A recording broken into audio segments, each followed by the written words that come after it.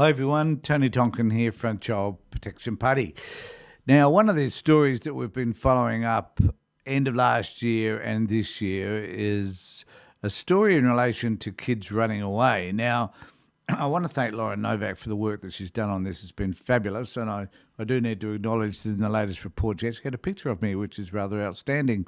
Not the picture's outstanding, the fact that it was there in the first place is. But this is an important issue because it is a strong indicator as to how the department manages children that are in their care, particularly those children that are in residential care.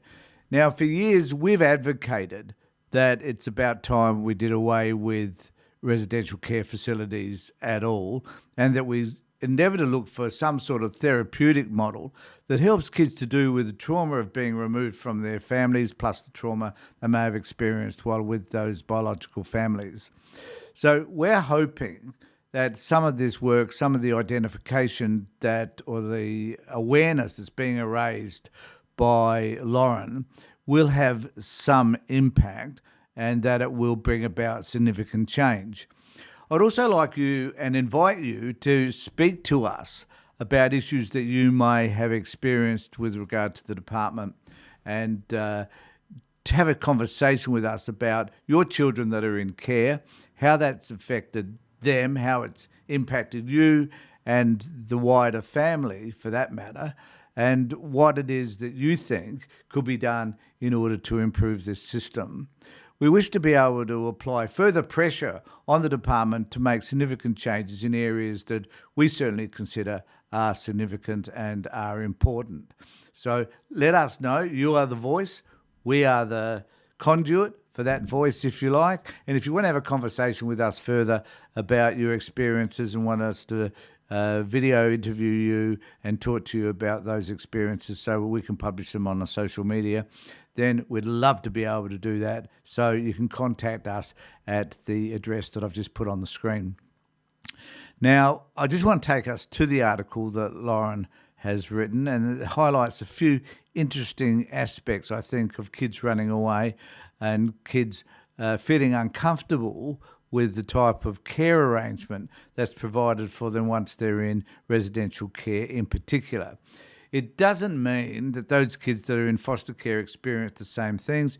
It isn't, and also those kids that are in foster care are also those kids that run away. One of our particular concerns has been the number of kids that keep running away from care, the reasons why they do that, why they run back to their biological parents if their biological parents are so shitty in the first place. So just take you to the article. Now, it's entitled Child Protection Department lodges almost 30 missing children reports a day. A day. So, think of how many that is per year. A core group of about 30 young people are running away from state care homes more than 100 times a year, and authorities have been able to stop the behaviour for years. They've never, ever been able to get a handle on how to manage and deal with that. Child protection workers are lodging on average 28 missing reports a day, or more than 10,500 last financial year. This is up from 13 a day, or more than 4,900 reports in 15 and 16. So the amount of kids that are in care, the number of kids running away, certainly has increased. The majority are fleeing state-run homes with paid carers rather than foster parents or extended family, and that is true. The Child Protection Department has launched a program with SA Police which is stopping runaways north of Adelaide. I don't know why just north of Adelaide. Kids run away in the south of Adelaide, but the target is the north of Adelaide because that's where all the disruptive families apparently are coming from, which is a bit sad because that's where I live, and spend $600,000 in training to help staff better understand why young people flee.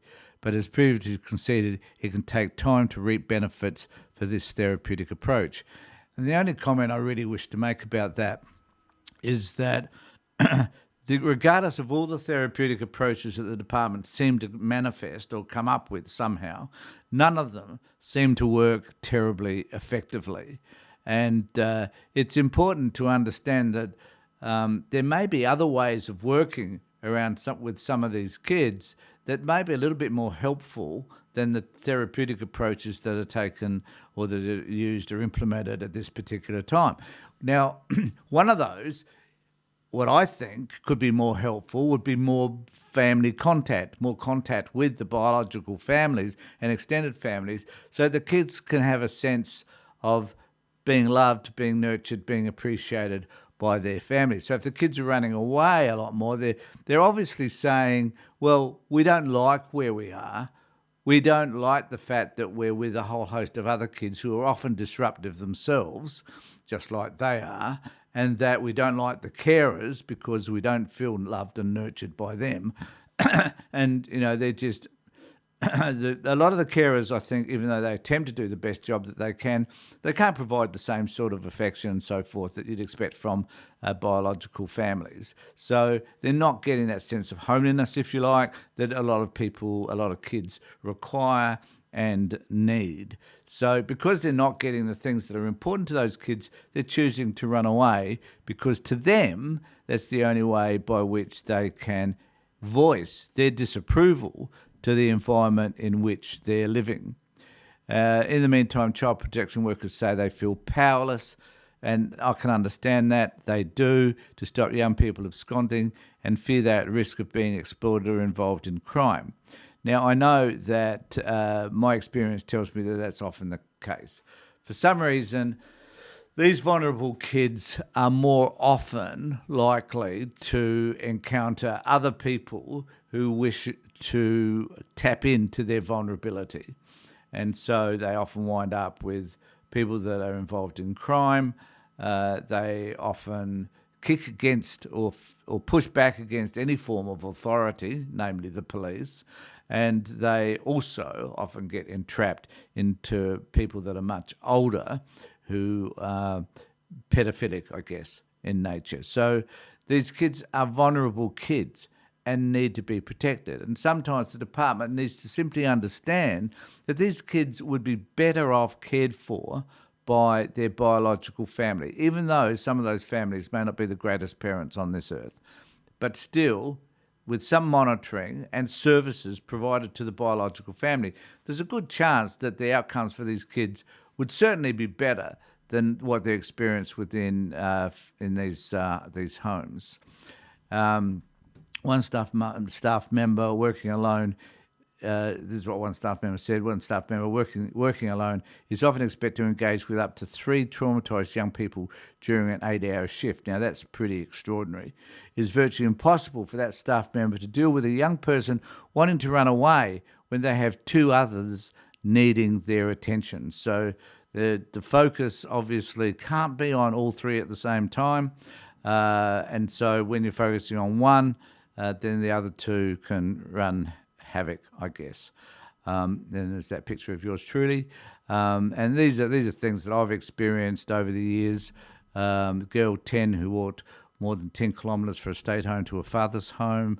Boy 12 who repeatedly ran back to his parents. 14-year-old who stayed with a much older person and was sexually abused, I hasten to add, while under the care of the minister. And a 16-year-old is supposed to be in state home but spends up to 3 days a week with her mother and stepfather. That's currently the case. Staff are required to report a child missing if they leave without permission, fail to return at the expected time, and even if they know their location. So the number reported missing has grown from 360 to 478. This is exponentially getting worse. So this is a problem which is increasing in severity and which the department have, I think, admitted that they actually don't know how to deal with it. If you're 10 minutes past your curfew, there's a missing persons report. Then this is a 19-year-old saying this. For me, it was conflict with workers, and I just did not want to be around them. So there must be something about the way these workers are practicing that if impacts the kids, and the kids feel unsafe around them. I've definitely known people to run away to be with family or siblings trying to be together. That's the other issue.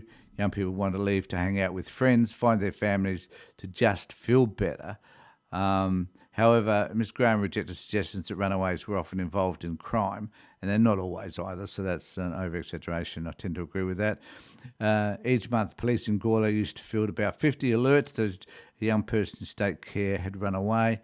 Now that number has fallen to 12, and it's largely thanks to a particular constable who's kind of got his act together, doing what he should be doing and taking on the role of what social workers should be doing, which is about building relationships with these kids so that the kids can feel safe.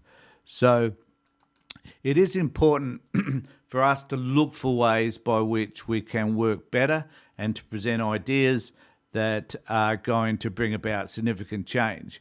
So there's many of you out there that have got those sorts of issues, that you know what's happening.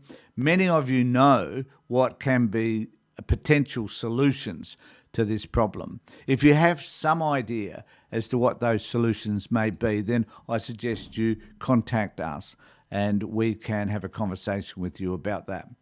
If you happen to be watching this on YouTube, then I would like to think that you subscribe. It's important that we try and build up the number of subscriptions we've got on our YouTube channel so that we can sort of fund some of our activities. So just press the subscribe button and the notification, ring the bell so that you can be notified in the future in regard to any of our feeds. So, and the other thing I just want to finish with is that we're endeavouring to increase the numbers of people that are members of the Child Protection Party. This is about everybody getting together with a large voice to talk about their issues in relation to child protection.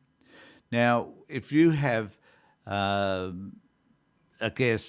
small amount of money, $12, which is our joining fee, it's a yearly fee of only $12, please contact us and join the Child Protection Party, because it's actually your voice along with ours that will bring about effective change. We work very hard for you every single day in order to hear what you have to say and to present ideas to you that may help you navigate the child protection system.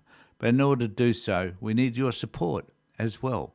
So join us, and you can do that at this email address, and let us know that you want to become a party to, and join our meetings and have conversations with us about the things that are important to you.